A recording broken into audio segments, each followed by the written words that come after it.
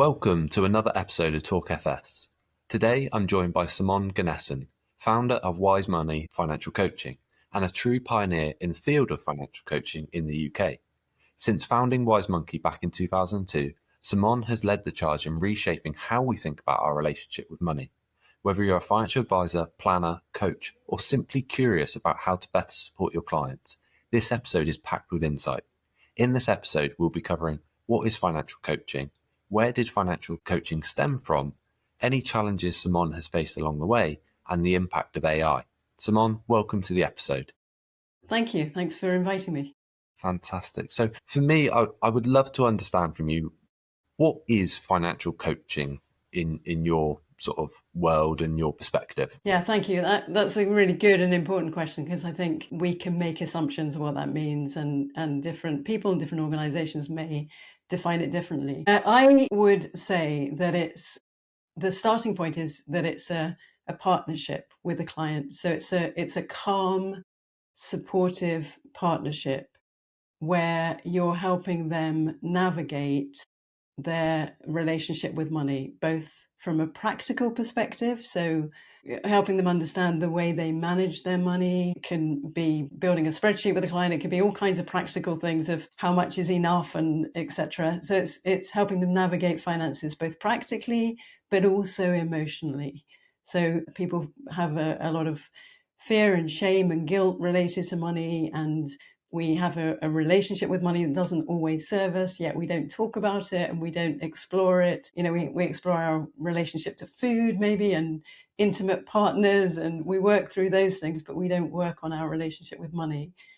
So it's that navigating it's a safe space for somebody to work through stuff relating to money, and it helps them take action. So it's for them to gain insight, awareness, to be challenged, to help them shift and change their perspective potentially. And ultimately, coaching is always about forward action, moving forward towards what's profoundly important to them. So that may be their financial goals. It might be things that they're not taking action on. Like, we're very good, many of us are very good at avoiding things that it has a strong emotional content and we don't want to go there. So it helps people take action and move forward in an area that sometimes people don't take action on. Because as a UK population, as a general sweeping statement, money is still such a taboo subject. That's right. Yeah, I mean, it is interesting, isn't it, that we talk about our sex lives with friends. We'll definitely talk about health and fitness and our diet and relationships, but we don't talk about money. And even in therapy, so I've worked with clients that have been in and out of therapy for 40 years, and this topic has never come up. And just by looking at life through the lens of money, different things become apparent, and they recognize why they're struggling to make goals or to move forward in a direction that is aligned with those goals. And that's never come up in therapy, because I think possibly the therapists are also kind of shying away from this topic.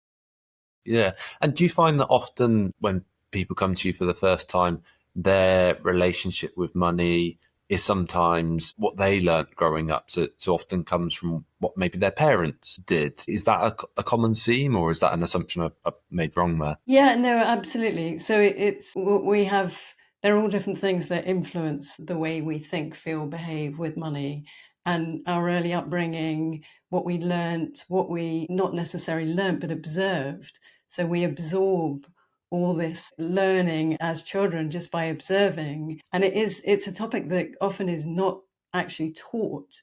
So your parents or caregivers don't sit down with you and talk through, right, this is how you manage a budget. This is why we're saying no to this thing. You're just here, no, we're not allowed to have that. And all your friends are having it. So we make assumptions. We build a narrative around money through all kinds of experiences as we're growing up, but also in our adult life too, that influences the way that we see money. So what money means to you may well be something that's really, really unconscious, but it requires a lot of digging deep in order to really unveil what are the stories that you tell yourself that may not be true? It might be part of your ancestral history. It might be that you're not even aware of it, but that you're replicating your parents, or you're actually rebelling against it. You weren't allowed that, so you're doing the exact opposite with your children. But these things often go unnoticed. They're relatively unconscious. So coaching gives you the capacity to bring that stuff to people's conscious awareness and help them look at their financial life and their history with money and their stories around money through the lens of curiosity, and they can gain huge insights from that. So whilst it's not therapy, it's therapeutic, and it allows people to understand themselves better, what their blocks are, what their challenges are, how they can overcome that better, and some of the beliefs that they may hold that don't serve them. That is fascinating. And I want to explore in a minute in terms of the place financial coaching has alongside financial planning. But just before we do so, a lot of what you mentioned there, it must be fascinating for you as you see the clients go through that journey and have light bulb moments throughout. It must take time, though, to go through those layers with them. Is the journey when someone, reaches you for the first time and wants coaching? Yeah, good question. So it's, for me, the way I work, this isn't the people we train might have different processes, right? But this type of service is 100% client centric. So it's very much about what their needs are. So different people will come in with different situations. So it might be that somebody is trying to make a decision that has financial implications, like quitting a job and going self-employed, or even leaving a partner, or going through a divorce, what the implications of that might be. So there might be something bespoke and something it might be just 1 or 2 sessions to help make a decision and think through the implications of that. For others, it might be a huge amount of behavior change, and maybe they're earning pretty well, but they've got nothing to show for it, and they've always feel like they've been bad with money, and it's created conflict in their relationships, and there's a whole load of stuff to unpack and a lot of new habits to build and insights to gain. And it all depends on how quickly they take action and move forward and gain those insights. So personally, I don't have a one size fits all service, and it's very much led by the client. But typically, I would say at least 6 sessions for most type of client situations, unless it's something like help making a decision or having a space to think something through. That might be 1, 2 sessions. But generally, if it's behavior change, if it's acting on goals that they're not taking action on, if it's some of the deeper stuff, it's going to take, and some clients I've worked with for years, and also some clients I work with for years because they're also business owners, having I've got a client who's a business owner, 5 kids, busy lives. It's a space to think about your financial life and the implications of that on a regular basis. Yeah, it does generally take longer. So I guess with financial advice, traditionally it's front loaded. You have a number of sessions at the beginning, and then thereafter perhaps it's once a year you'll have a review meeting with the client. This is very much about, it depends on the needs of the client, but it's, I've had clients that I may have worked with for 30 odd hours, and it may be then we finished that piece of work, or 10 hours, and we've finished what's needed there and then, and they may come back when a different situation that they're faced with a couple of years down the line. I think it's really good that you've got that approach to look at each case on its own merits. And from what you explained earlier, I imagine clients who come to you also don't necessarily fully understand what they need you for. And as you go deeper into it, things evolve with unpicking some potential behavioural approaches or natural biases they may have towards money. Also, something I'm picking up on there as well is potentially the accountability that you offer through the service as well. Is that something that often comes out? Yeah, that's a really good point that I haven't raised. That's very much part of the picture, because this is unlike financial advice, where generally it's the advisor that goes away with the action. This is the client. The client goes away with the action. The client is the expert I guess that's the other thing to talk about, is that there's no hierarchy. It's not like I'm the expert, you're the client. Right, you ready? I've got all this information to share with you. There's no hierarchy. They are the expert in their own lives. I may have some financial expertise to help them understand the differences between pensions and ISAs and help them build a spreadsheet and think about different ways of managing money. But they're the expert in their own lives. They're the expert of their stories. They're the expert of their behaviors and habits, their goals. They're the ones that walk away with the insights, hopefully, and they're also the ones that walk away with the action. But we're not always very good at taking action when, there's no one checking up on you, right? So we hire personal trainers because working with somebody, you could go to the gym and you could go regularly and you don't need to pay for a personal trainer, but perhaps you won't do that unless you have that accountability. So that's very much part of it. So particularly when people are trying to make some changes that they've struggled with on their own, that's a really important piece. And you contract with the client at the beginning to see what level of accountability they want. Do they want you to nudge them? Do you want a check-in with a WhatsApp message to say, how did you get on with that particular task? But you certainly will, in the next session, that will be the first question, kind of, how did you get on since we last met? And once they've had so many sessions, they know that's coming. So it really does drive the right behaviour. Even if it gets done the night before, at least it gets done.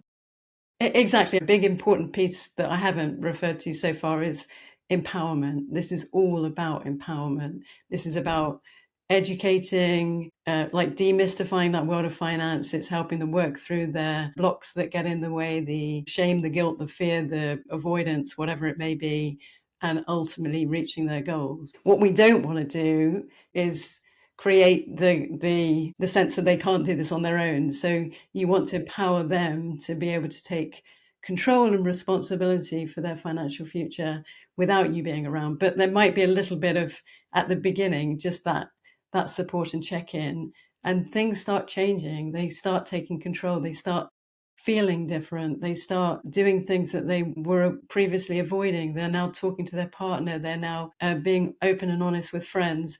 Things start shifting at a deeper level. Their mindset, they've created some mindset shifts, and now it doesn't feel like you don't need that sense of, I will only do this if we've got that session booked in the diary, that there's a momentum that's been built. Yeah, fantastic.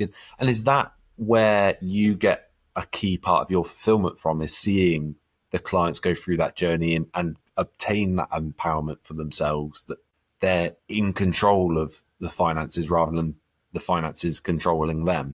Completely. I mean, even I recall having an initial call with a client before setting up a meeting, and in the meantime, between that call and the meeting, they'd read my book. I co-authored a book called Sheconomics. They read the book and said, actually, I'm going to cancel the session because I don't think I need it now. And that, for me, is a massive win. Like, if I can give them that sense of empowerment and help them shift their mindset, perhaps, or give them exercises to do like that without even doing the one-to-one work, that's great. I'm really happy with that. So yeah, there's a huge, this is very soul nourishing work, because you see people doing things, taking action on things that they were really stuck on before. They felt that, as you say, perhaps money was controlling them, and that they weren't making conscious choices, and it almost without realizing it, they're spending money that they haven't got, and they're getting themselves into debt. And now they've got themselves out of debt. They're building a deposit for their first property. They're being honest with their partner, and they're now sharing finances with them, and they've got a joint account, and that's all running successfully. And it's phenomenal, because people are reaching goals that they didn't even anticipate at the beginning. Mm. And you were a financial advisor previously. You set up Wise Money around 2002. Was it that deeper level that you wanted that you couldn't offer in your previous position as an IFA then, that led you towards wanting to offer a service like this? Yeah, so it came from different things, really. So I've always worked in, like, I started in 1989 as an advisor, And unusually for that time, I didn't work with commission. It was much more fee orientated. I was working on the nice side of like not so sales orientated, for instance. But still, it was apparent as, well, particularly when we were starting to get ready for RDR and the changes, that most advisors were still focusing on high net worth clients. And I was aware that a very small percentage, like less than 10% of people seek financial advice. But what about everyone else? Do they not need help? Do they need, and in fact, they need much more help because they may be earning well but have nothing to show for it. And they're not necessarily meeting the criteria for most financial advisory firms. So one, I wanted to serve a wider range of people, but also I wanted to help with what gets in the way. Let's not just assume that everyone is very rational with money. We know that, right? We know that we don't make rational choices when it comes to money. And we know that it's deeply emotional. And yet no one talks about that. In the advisory world, no one helps you unpack that. So I actually felt that products was part of the problem. That if we're focusing on products, if we're focusing on, in those days, perhaps most advisory companies were focusing on commissions. Now we're focusing on assets under management. There's very few fixed fee financial advisory firms. Mostly it's assets under management. It's around getting assets under management. So are you going to spend the time? I realized when I ran clinics, when we had redundancy clinics, I loved that because I could see 6 people in a day and make a difference and give them so much knowledge and information and understanding and help them think things through and think about their goals that was nothing to do with products. I loved that. So I started to reflect on the things I love. I loved that all my meetings took longer than everyone else's. I realized I probably was always coaching. People would always share things with me that they hadn't shared with anyone. There would be a box of tissues on the table that would often get used. There would often be emotions that were released as a result of the sessions. So I wanted that to be the focus, not to feel embarrassed that it took 3 hours for my first session, free initial session with a client, but actually that's the bit that I'm empowering them. Don't just say, I trust you, whatever you recommend. I want to find out more about you. I want to find out about your habits, your behaviors, the management of your money, what's getting in the way, what your goals are. There's a whole load of stuff and that's valuable to the client. And it was that I felt that coming out of traditional financial services would be of service to the client, because then I can focus entirely on that. And also you can be completely neutral. So you're not, if de-risking a portfolio is right for the client because it really gives them anxiety. Yes, they could make better returns if they're more equity focused, but they don't need it. If the money was stuffed under the mattress, it lost value because of inflation, they'd still be okay. Maybe that's okay. It's not all about wealth creation. It's not all about, maybe it's about spending more money. So it's a really lovely, the client knows that you're coming from a completely neutral position because there is nothing to sell. There's no, I don't even want to, if I was recommending a firm of financial advisors, which I generally don't do, but if I did, I don't even want a box of chocolates and say thank you. It's like there's no agenda from me. It's all up to the client. It's their agenda. Yeah, it's really interesting in terms of that piece of where that's organically developed for you. So you set up in 2002. Since then, you've organically grown to then start coaching coaches and create financial coaches, clearly because of the passion you have for the service available. It's interesting, when we spoke previously, you actually see many coaches come to you who are qualified, regulated financial advisors who seek to become coaches. How do you find that situation often plays out, where you've got a practicing financial advisor who wishes to become a coach? Do they marry together? Yeah, so that's happening more and more lately. So I, as you say, I started training people to become coaches because I was aware that there's only so much I could do, and I was having more. There was more demand than I could cope with, and I wanted to reach more people. And it wasn't for me about growing a big business. It was more about how do I train others so that they can do this, and the ripple effect of that. So I think I launched the first training back in 2010, and it's grown more and more over the years. Sometimes it's people that work in financial services that are looking for a way out. Maybe they're close to retirement, or they're going to sell their business in a couple of years' time, and they want to be able to use their knowledge and their skills, but to apply it in a different way.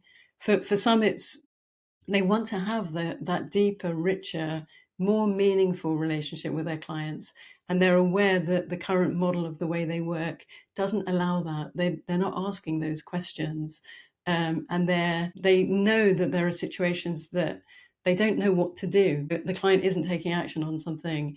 You've shown them through cash flow forecasting tools that they could afford to retire tomorrow. They're still working, even though they're not happy.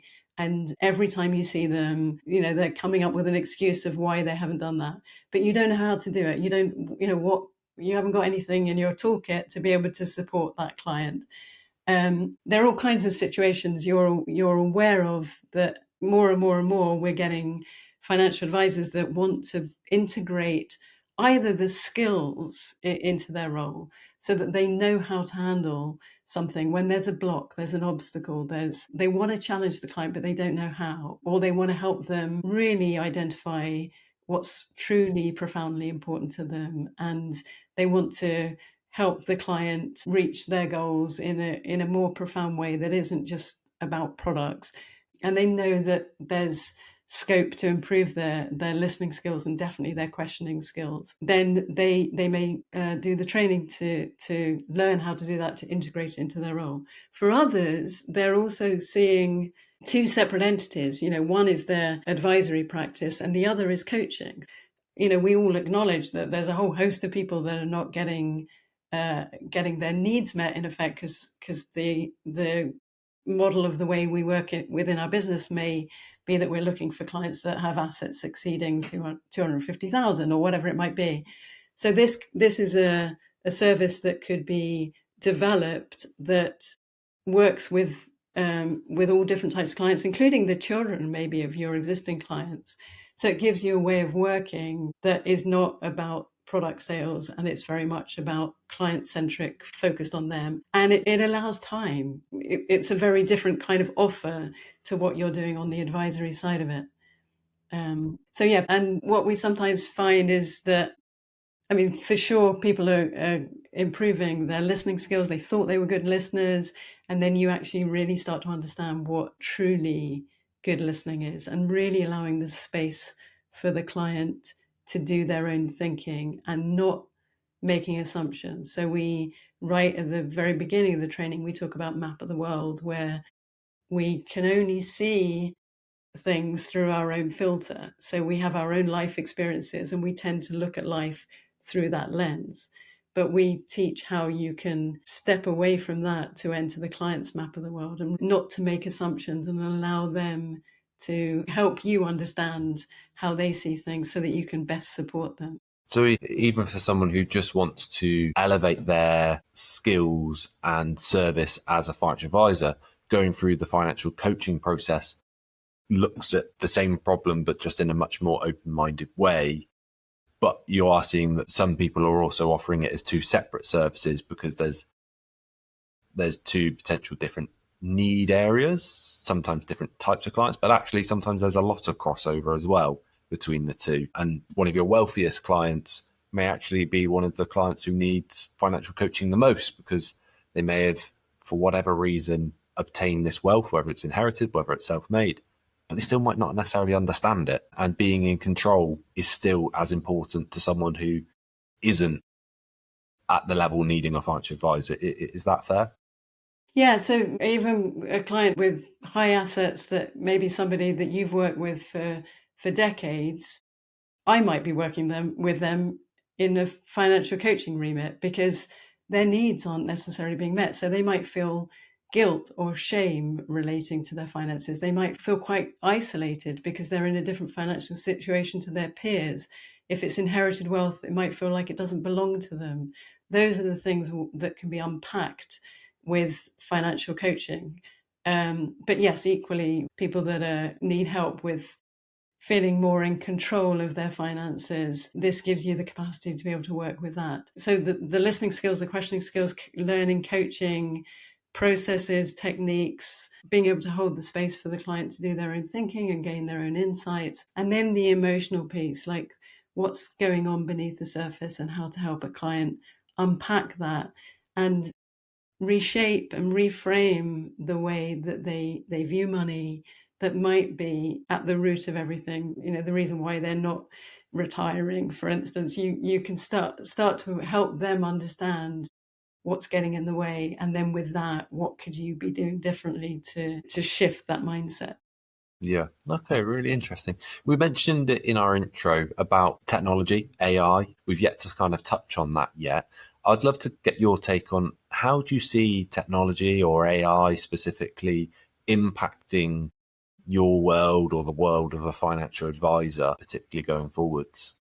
Yeah, I mean, I think it's changing by the day, isn't it? Like what we're seeing and what it can do. And I think if that this is very, very much about the human side of money coaching, whereas AI could provide all the ideas of what to do. So if somebody is saying, right, I've got £100,000 I want to put into a pension, where do I start? Well, potentially those, we're all training AI as we're using it, and it's becoming more and more intelligent. And of course, we've got to be careful about not trusting everything that it chucks out, but over time it will get better and better and better, and people may go to choose their own platform and buy their own funds, and then we got to think, well, where will financial advisors be in that role? So it's now, if we think about the human side of money, that's where coaching can really help.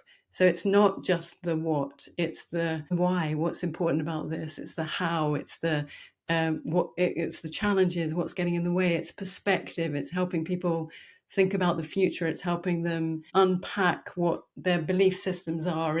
It's accountability. So AI can give you a solution, but no one is holding you to account. So that's where coaching really sits really well. And I can see that in the future, there's going to be more of a need and more of a demand from clients because that's what they're going to be looking for. In the same way that we can do our own health routines through watching a video and we can join these classes online, we might still need a personal trainer to hold us to account, to help us think about our nutrition and balance. And it's the whole holistic piece. It's our whole lives we're thinking about, not just that element of it that particular solution is focusing on. Coaching skills is going to have to be a part, whether we like it or not, I think, in the future, to combat that. And particularly reflecting on what you describe coaching is about in terms of understanding the behavioural side of people's feelings towards money. The point you're making there in terms of like AI is it will be quick to suggest things that people can do, whether it's I've got X amount, where can I invest it? And AI will be quick to make recommendations. But how often does AI actually give you a list of questions for you to answer first before it makes its recommendation?